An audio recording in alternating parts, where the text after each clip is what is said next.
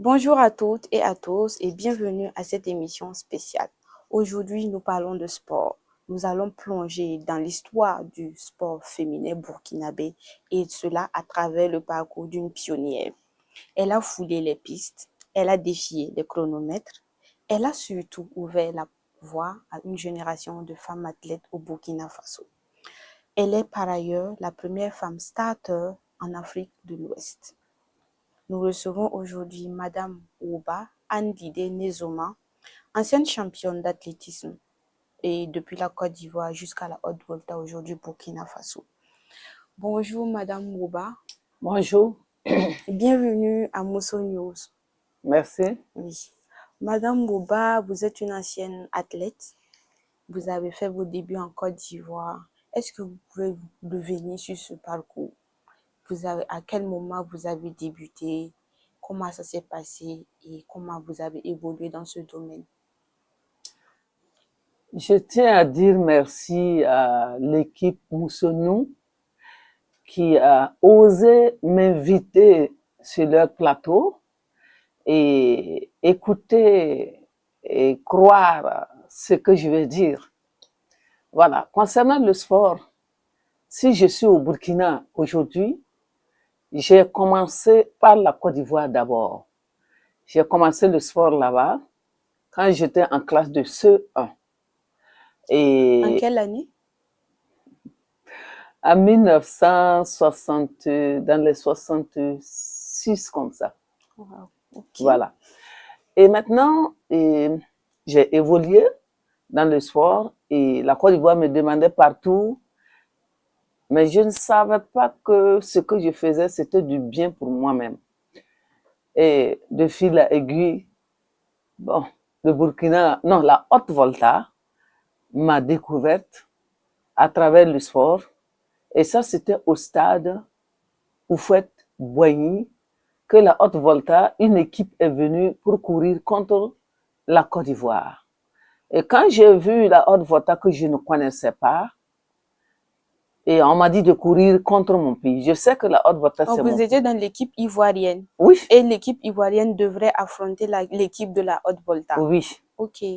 Maintenant, on me disait de courir contre mon pays. Moi, j'ai trouvé que c'est pas bon de courir contre mon pays parce que si je cours, je vais vraiment verser la figure de mon pays là, où je n'étais pas d'accord pour ça. J'ai essayé de chercher une bande et j'ai bandé ma jambe gauche, soit disant que je suis malade.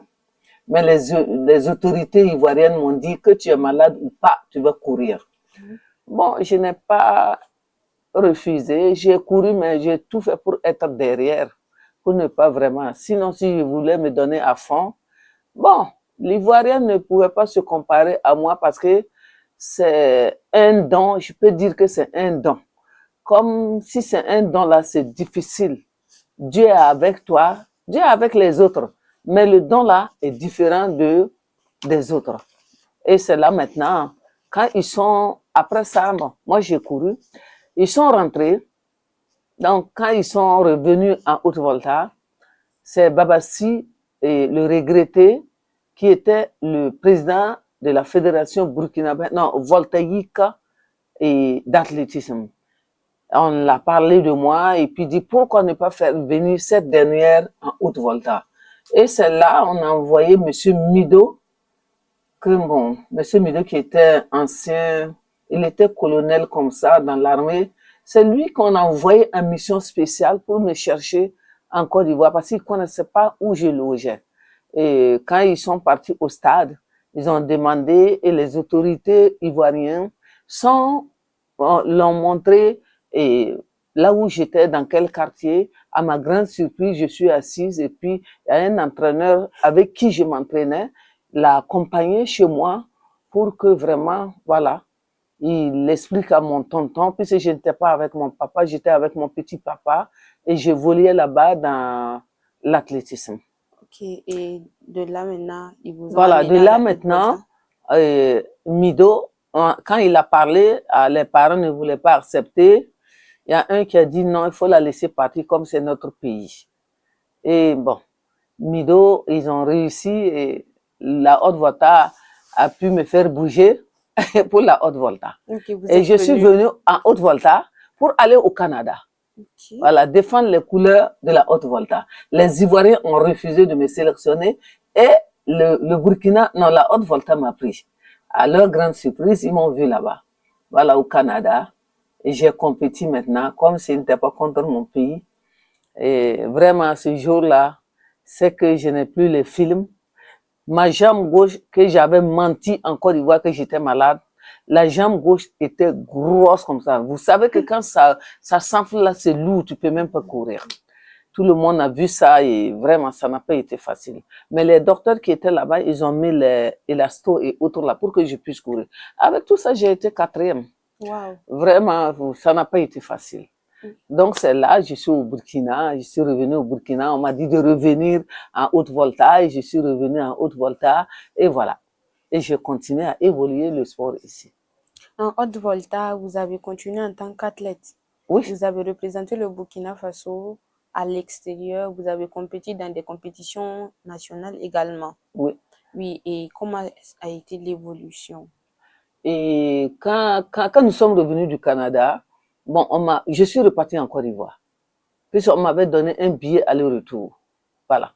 Et quand je suis revenue en haute volta maintenant, j'ai commencé à évoluer, continuer dans le sport. Et voilà, j'ai défendu les couleurs de la haute volta jusqu'à, voilà.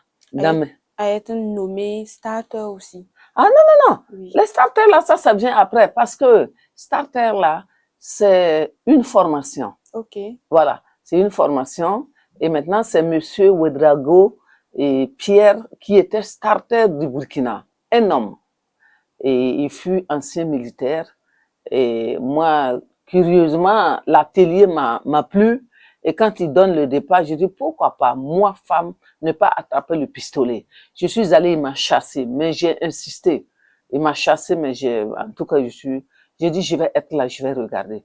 J'ai évolué dans Air Starter d'abord. Air Starter. Je suis pas starter. Et maintenant, il a vu que vraiment j'ai insisté. Et voilà. Et j'ai essayé d'apprendre un peu, j'ai connu un peu. Et quand on organisait les compétitions en haute volta, il y a un monsieur à Dakar qui s'appelait Ndiaye, il ne vit plus. C'est lui qui venait et c'est lui qui supervisait tout parce qu'il venait avec le chrono électrique pour les temps. Parce qu'on n'avait pas de chrono électrique. Et il était assis sur les gradins, je suis montée le voir, j'ai dit, monsieur Ndiaye, s'il vous plaît, le monsieur est en train de faire ça. Vous venez tout le temps, vous me voyez, je suis femme. Pourquoi moi aussi je peux attraper le pistolet, hein? C'est quelque chose qui me plaît. Je vais le faire. Donc c'est comme ça. Bon, il m'a dit que arrivé à Dakar, il va voir les patrons et dans le centre et si l'IAF accepte, on va essayer de former des gens pour ça. Et j'étais la première dame, la seule dame parmi les garçons. Et j'ai toujours les images, j'ai les photos, quoi. C'est que quand tu arrives, bon, voilà. Okay. Donc, c'est ça. Et on m'a formé là-bas. Je suis revenue au Burkina Faso. Et voilà. Ok. Et un starter, c'est quoi? C'est quoi son rôle?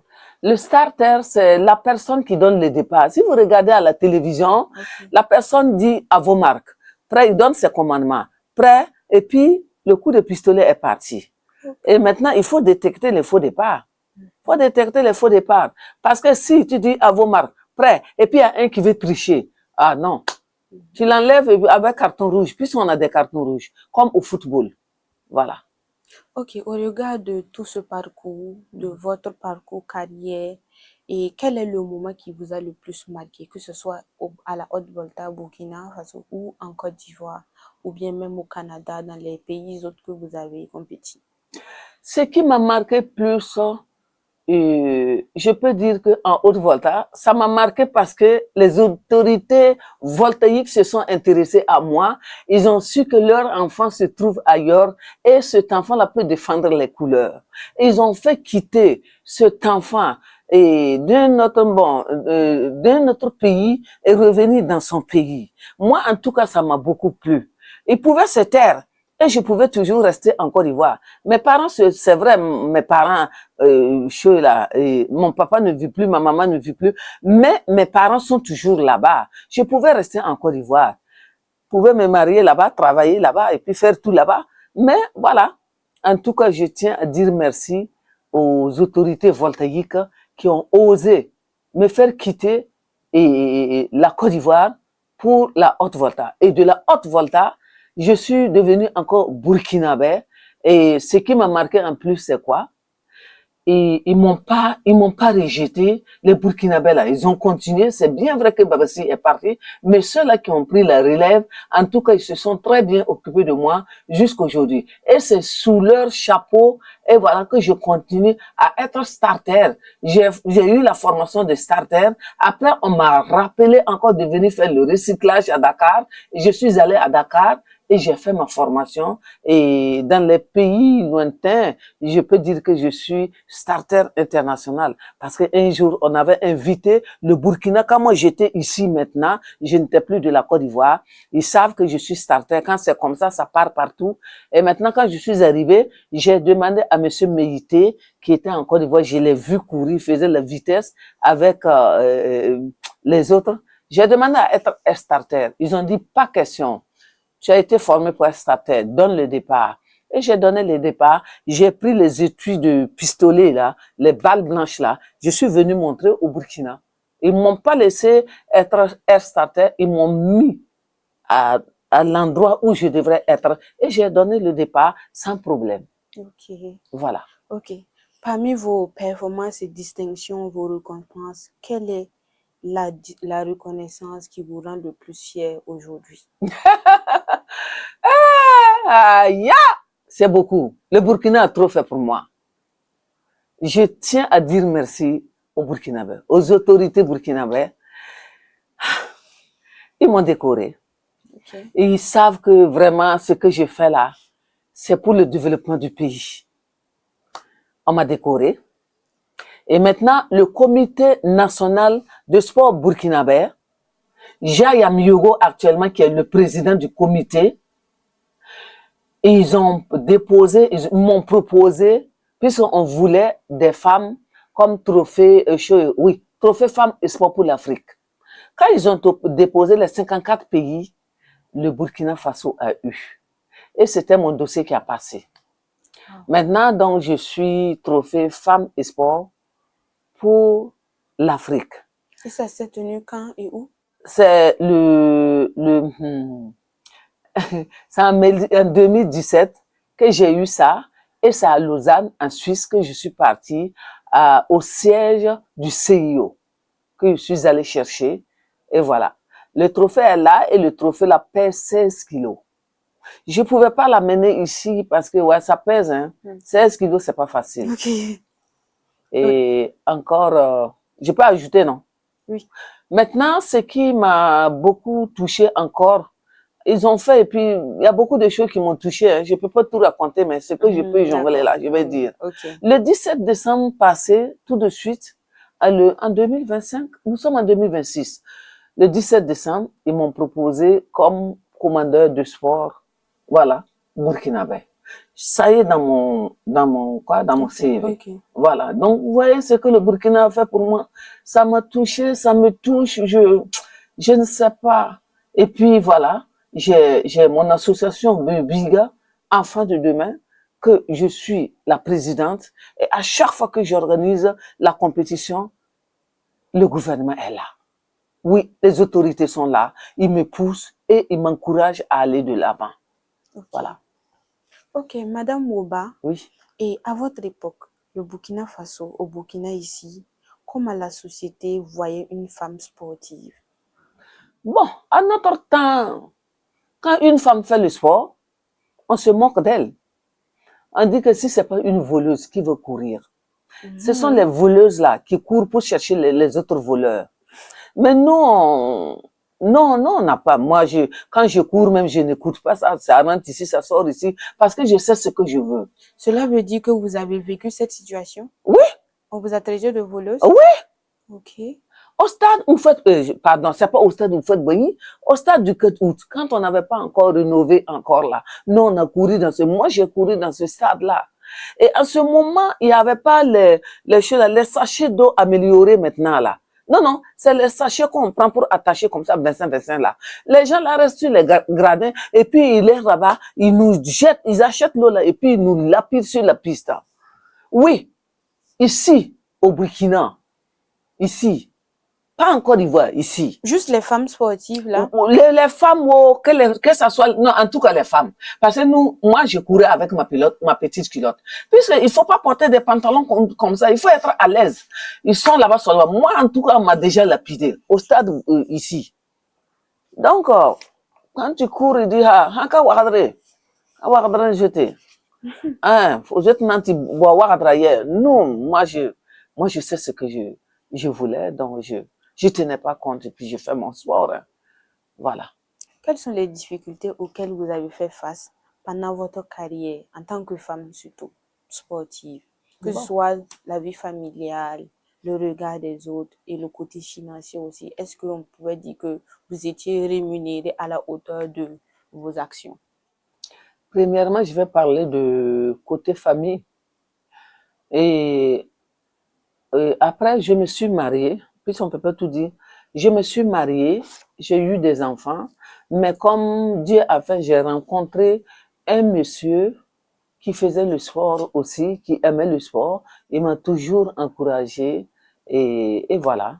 Et j'ai continué le sport, même si j'ai des enfants, il y avait quelqu'un pour s'occuper des enfants et il m'a jamais empêché d'aller faire mon sport parce que on s'est connus dans le sport. Quand moi je suis venue de la Côte d'Ivoire en Haute-Volta, lui aussi on l'avait sélectionné pour le sport au Canada. Et c'est là qu'on s'est rencontrés. Deux sportifs qui se sont rencontrés et voilà. Et actuellement, j'ai ma fille, ma première fille qui a pris nos pas, qui est au Canada, qui s'appelle Boba Chantal. Voilà, qui a fait le sport et voilà, qui a brillé. Et je peux dire que jusqu'à présent, mon mari a toujours le record de 800 mètres. Depuis 1960, c'est 66, je ne me trompe pas, c'est 72 ou 60. Mais moi, j'étais en Côte d'Ivoire. Moi, je n'étais pas là. Je suis venu le trouver avec son record, mais je ne savais pas que c'était un recordman. Voilà. Donc, ça, c'est côté famille.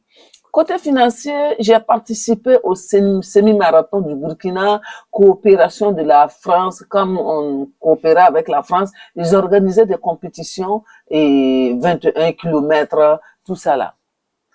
Quand on fait, si c'est la coopération française, une fois j'ai eu une coupe, ma coupe se trouve à la maison. Ça, c'est côté coopération française.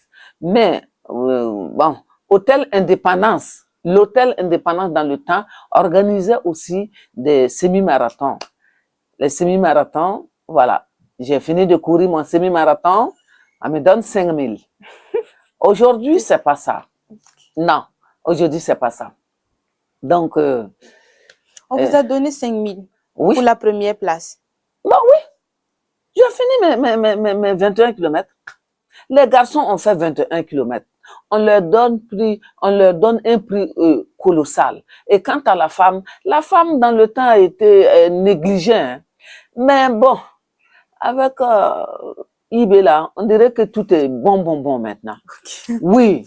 Sinon, en notre temps, c'est pas possible de 5 000 pour la récompense. Mais à nos jours maintenant là, la femme l'a fait 21 kilomètres. On a beaucoup parlé de ça, hein. C'est pourquoi c'est amélioré. Sinon, on donne par exemple 10 000 francs aux garçons et puis on donne 2 000 francs à la fille. C'est pas possible. C'est la même distance qu'ils ont fait. Comment on peut donner 1 million aux garçons et la femme non. C'est les mêmes efforts. Mais vous voyez comment la femme est négligée. Bon, mais maintenant ça va un peu. Je peux dire que ça va. Merci beaucoup, Madame Rouba, pour ces échanges. Nous allons observer une petite pause et revenir pour suivre notre émission spéciale.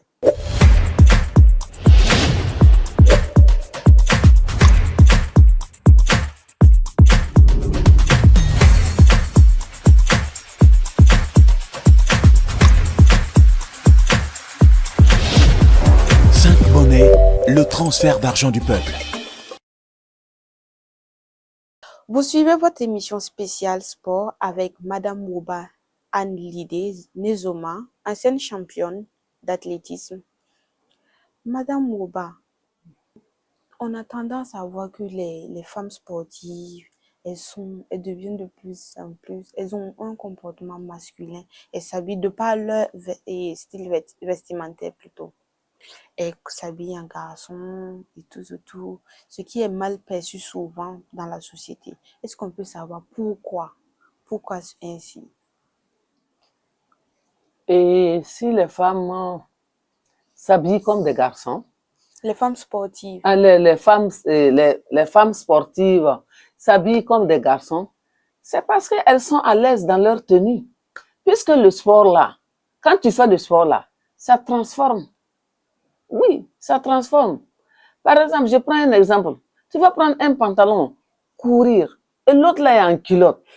La personne qui est en culotte est plus à l'aise que la personne qui est en pantalon.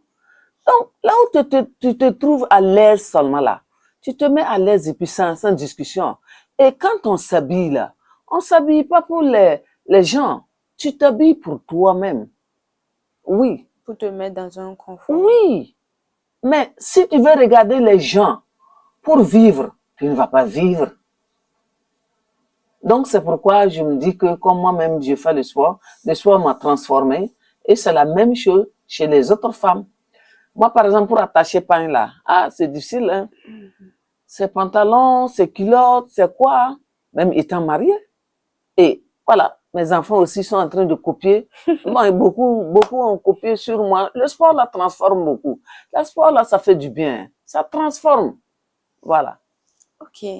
Au regard de ce que vous avez accompli, vos distinctions, vos récompenses, porter haut le drapeau du Burkina Faso à l'extérieur et tout, est-ce que vous pouvez affirmer que vous êtes soutenu, que ce soit par le public burkinabé, que ce soit par les autorités, est-ce que vous êtes soutenu? Oui, je peux dire que les autorités burkinabées, en tout cas, ils sont avec moi. C'est pas que je suis plus que les autres. Bon, ils ont vu que ce que je fais, comme ce que je l'avais dit, c'est pour le développement du pays. Je prends un exemple. Le Cross Babyga, le 28 passé, 28 mars 2026, bon, ils étaient là. Ils étaient là, ils me soutiennent. Ils mettent le paquet parce qu'ils savent que sans soutien là, ça ne peut pas aller. Mais ils sont... Le Cross Baby Gas consiste à faire quoi? Le Cross Baby là, c'est le sport là qu'on a inséré dans l'association et c'est organisé pour les enfants de 10 ans, de 10 à 14 ans. Ça, eux, ils font les 3 kilomètres. De 15, 16, 17 ans, eux, ils font 5 kilomètres. 18 ans et plus, c'est les 10 kilomètres. Les 10 kilomètres, les 5 kilomètres, les 3 kilomètres, chaque année que mars arrive seulement, on fait ça dans la 3e semaine de l'année. Du mois, quoi. Et les autorités sont toujours présentes, ils accompagnent. Oui, ils accompagnent. Ils accompagnent. Sans mentir, ils accompagnent.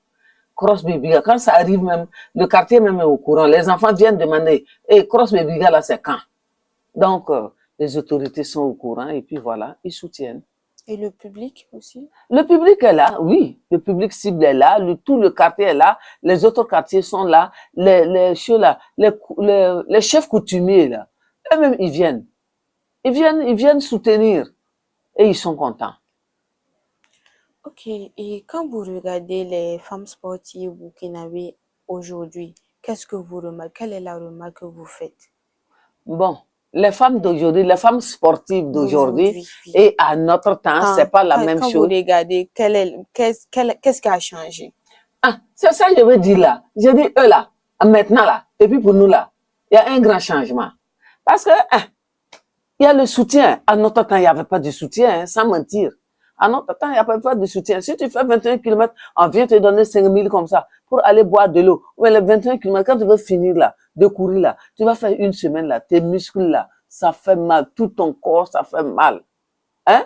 Même ceux qui font pas là. Quand on parle 21 km, c'est pas à côté, hein. Mais côté attitude.